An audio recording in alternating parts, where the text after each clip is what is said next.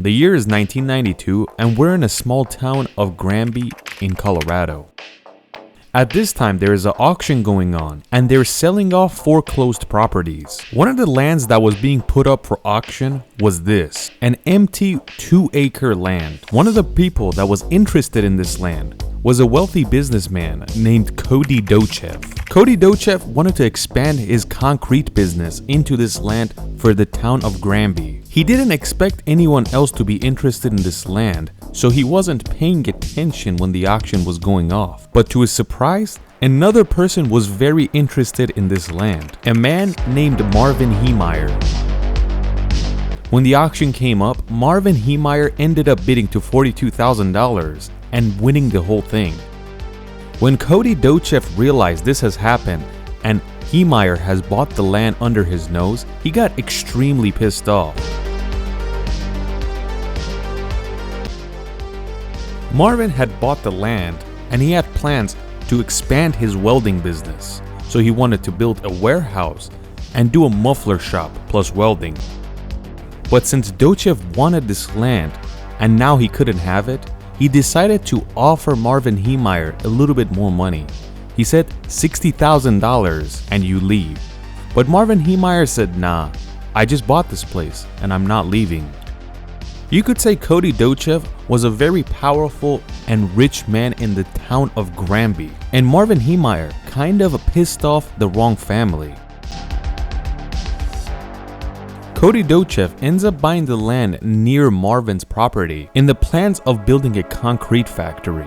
But still, he wanted Marvin Heemeyer's land because without it, his factory would be incomplete and not to its full potential, which is why after securing a loan, he went back to Marvin Heemeyer and says, I will give you $250,000 if you leave. Marvin quickly says no, $375,000.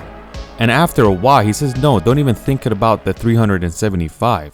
The price is now $1 million. This pissed off the Dochev family even more because they realized that Marvin Heemeyer is messing with them. Next week, Marvin Heemeyer receives a letter from City Hall that the building you've constructed is not properly hooked up to the sewer lines and you need to fix it. Marvin didn't think much of it and said, okay, I'll go to the city to see what I have to do.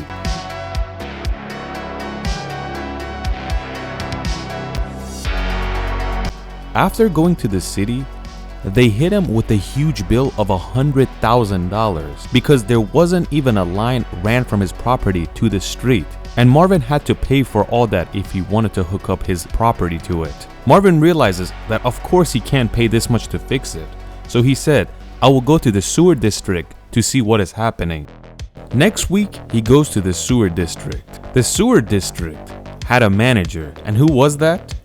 A man named Ron Thompson, a very good friend to the Dochev family. And worst of all, he was the brother of the mayor, Dick Thompson. Either way, he went to the sewer district to ask what needs to be done. Ron tells him the city hall is right. The lowest you could do is $90,000 to fix this problem with your property. Marvin didn't realize that he's being used. He bought the whole land for $42,000, and a few months later they're hitting him with a $90,000 bill to fix a problem. Letter after letter, Marvin started to ignore it.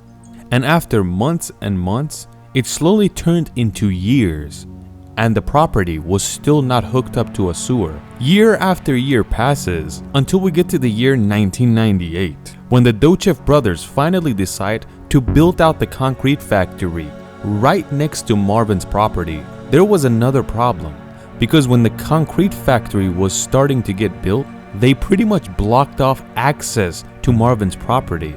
And this was okay since this property was under construction based on city rules, and Marv couldn't do much about it.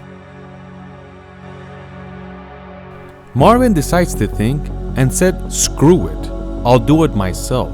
I will fix another driveway for my property to the another part of the street. That's why he goes and buys a bulldozer, a Komatsu D355 to be exact. When he wanted to build the driveway with the bulldozer, he was stopped by the city and told you cannot just make your own driveway without a permit, so he was forced to park the bulldozer. 4 years passes and the customers cannot properly get into Marv's property. And then in the year 2002, the city of Granby hits Marvin Heemeyer with another letter, a letter that pretty much breaks him.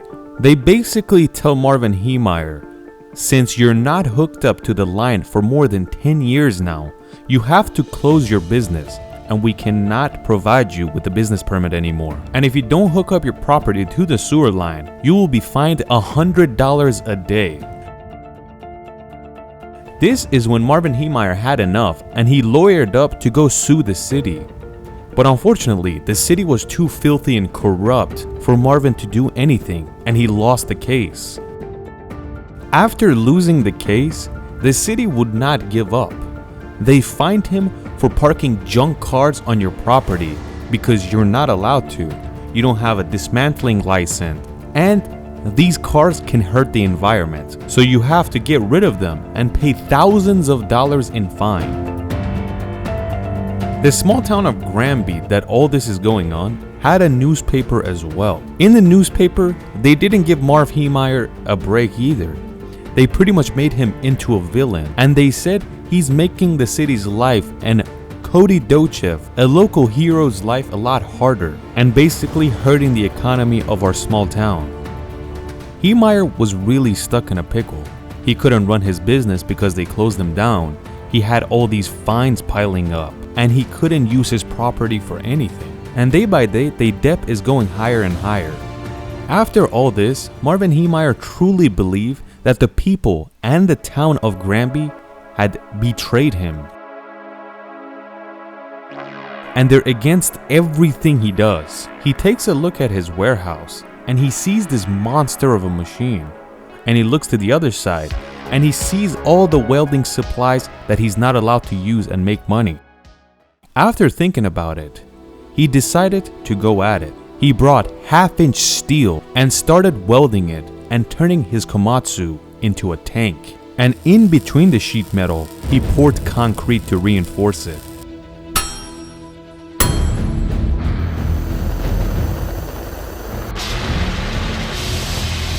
Around the tank he's creating, he puts security cameras, and he also puts monitors inside the cabin to see where he's going.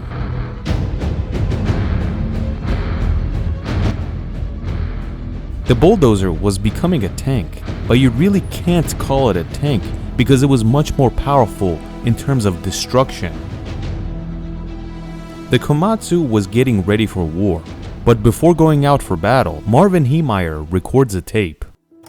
I have had a perfect life up until 1999 when I found out what the Thompsons had done to me in 92. And I am not going to take it. And I have to use the resources that I have, the wherewithal that I have, the ability that I have, the knowledge that I have to make this right. I am not walking away from it. If I would have been married, had a family, things may have gone different. But God built me for this job. The time is June 4th, 2004, and it's time for the machine to leave the warehouse. When Marvin got inside the Komatsu, he even welded the entrance shut, so there was no way of getting in anymore.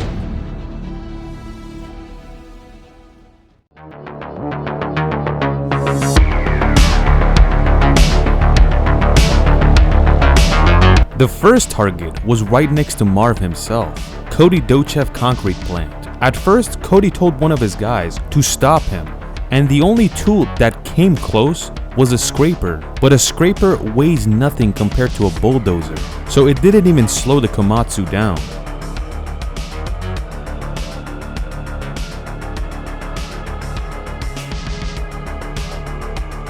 After destroying Cody Dochev concrete plant, he turns the bulldozer around and heads straight to City Hall, the city that pretty much ruined his life. After City Hall, the local newspaper that slandered his name.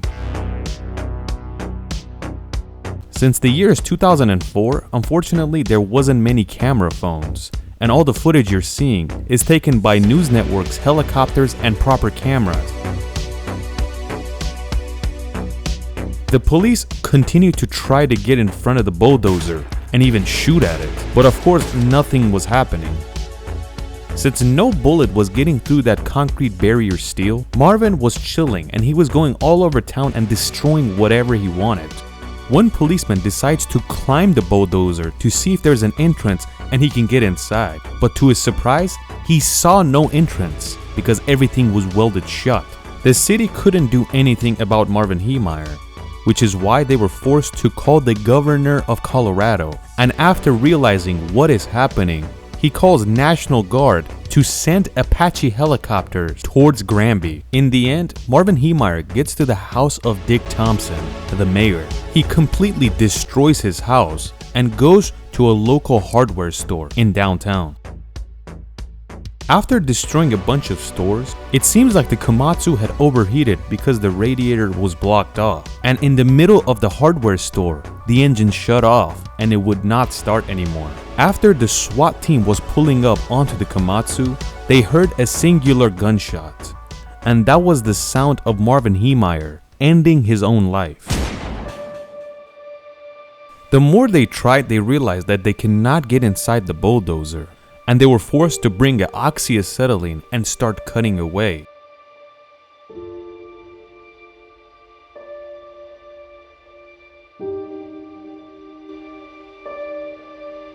But since it was half-inch steel with concrete, it took hours to get inside, and eventually in 2 in the morning, they got into the bulldozer that pretty much destroyed half the city. In a span of 2 hours, Marvin caused more than $7 million in damages, and his goal was to not kill anyone, and he was successful in that term. At that time, all the news stations would pass the news around that Marvin is the villain and he destroyed the city because he's a terrorist. But the farther we get from June 4th, 2004, the more people realize that Marvin was not in the wrong. Americans realized that it was the corrupt government, city hall, and the power of a rich, wealthy family in the small town of Granby.